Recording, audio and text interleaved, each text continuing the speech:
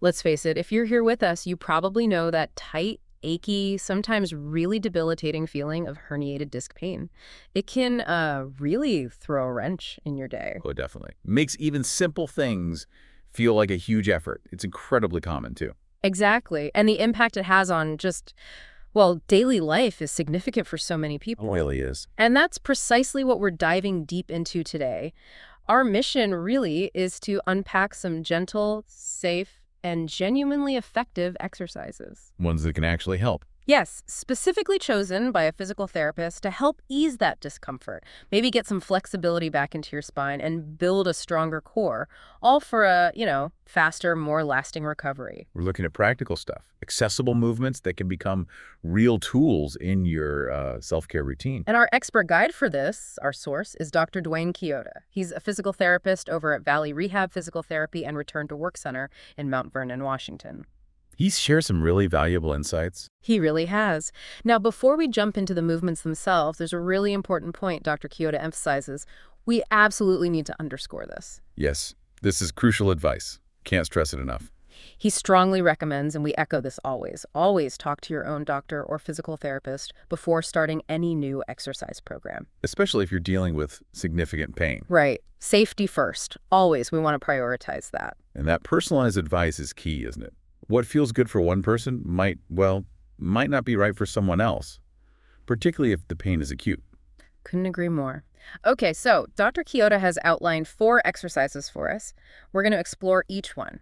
First up is the cat-cow stretch. Ah, yes. This is often a fantastic starting point. Yeah. Really good for gently introducing movement and tackling that stiffness in the lower back. Okay, let's unpack this, the cat-cow. Dr. Chioda says it's really effective at reducing that lower back stiffness and just generally improving how your spine moves.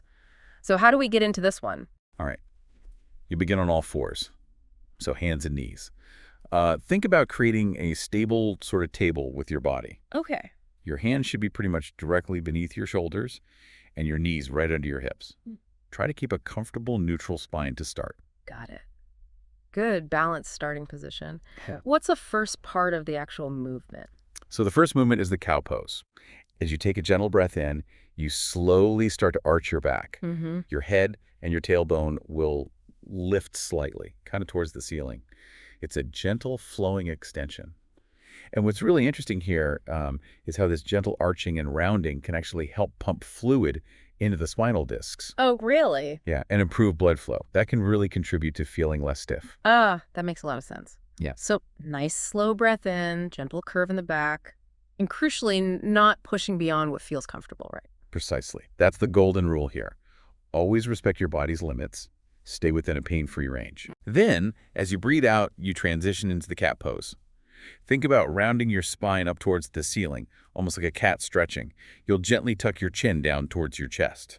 Okay, so the opposite move. Rounding the back, letting the head relax down. It sounds like the breath is really guiding the whole thing. Exactly. You want to sync your movement with your breath. So inhaling as you flow into cow, exhaling as you move into cat. Right.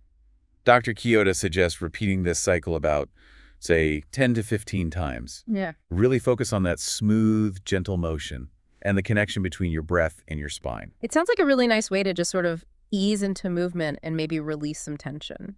Okay, what exercise does Dr. Chioda recommend next? Right, so following that gentle spinal mobility of the cat-cow, we move to the standing hip hinge. Okay, standing hip hinge. Yeah, this one shifts our focus a bit. It's about strengthening the core and the hips. Ah, important stuff. Absolutely vital, especially with a herniated disc, for supporting the lower back and protecting it.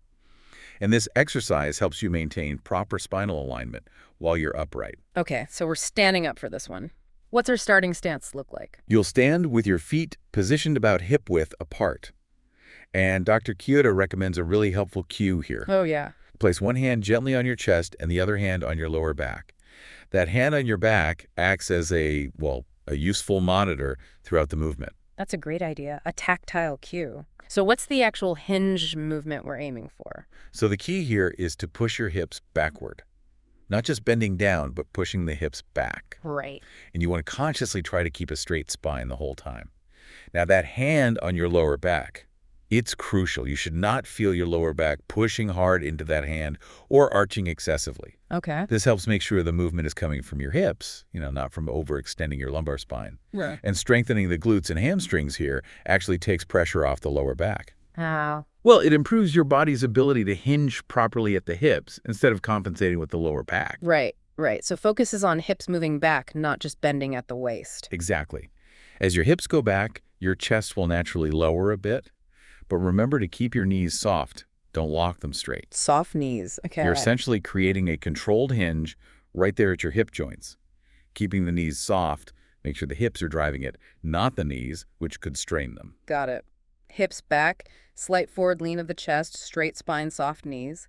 And then how do we return? Then you just return smoothly to your upright standing position, again keeping that awareness of your spine alignment and control. Dr. Kyoto suggests repeating this one for about 10 to 15 repetitions as well. That focus on the hip movement really does seem key for taking stress off the back. Okay, moving on then. What's the third exercise Dr. Kyoto suggests? The third one is child's pose. This is a wonderfully gentle, almost restorative stretch. Ah, child's pose. Yeah. It specifically targets increasing flexibility in both the hips and the spine. It offers a really lovely moment of release and relaxation. A familiar one for many, I think, and I can definitely imagine it feels particularly good for a tight lower back. How do we ease into it, based on Dr. Kyoto's guidance? So you'll start by kneeling on the floor. Then you gently sit back, bringing your hips as comfortably close to your heels as you can. Okay. Now, for the stretch part, you extend your arms forward along the floor and let your forehead rest down on the floor or a mat. And what if, your forehead doesn't quite reach the floor comfortably? That's perfectly fine.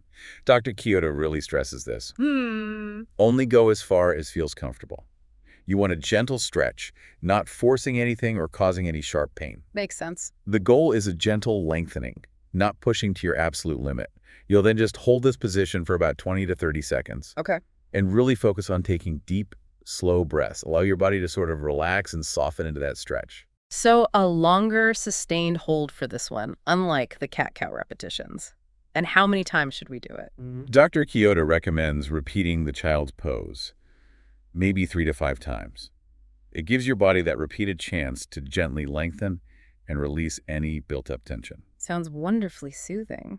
Okay, that brings us to the fourth and final exercise in Dr. Kyoto's sequence. What have we got? Yes, the final exercise is the seated figure 4 stretch. This one is quite specific. It's targeted to help relieve tension in the lower back and the hips. Ah, key areas. Exactly, which, as we know, are often the primary spots for discomfort and tightness when you're dealing with a herniated disc. Okay, so seated again for this one. How do we get into that figure 4 position from just like a regular chair? Right. You'll begin just sitting normally on a chair, both feet flat on the floor. Then you gently cross your right ankle over your left knee. That creates that distinct figure 4 shape with your legs. Got the leg position. What's the next step then to actually feel the stretch? Okay, crucially, you want to keep your back straight. Don't slouch forward. Then gently lean forward, just slightly from your hips. Not rounding your back, but hinging forward from the hips. You should start to feel a stretch in your right hip, maybe the outer part. And how much should you lean forward? Is there a cue there? Just a subtle lean is usually enough to feel the stretch deepen. Again, the golden rule applies. Listen carefully to your body.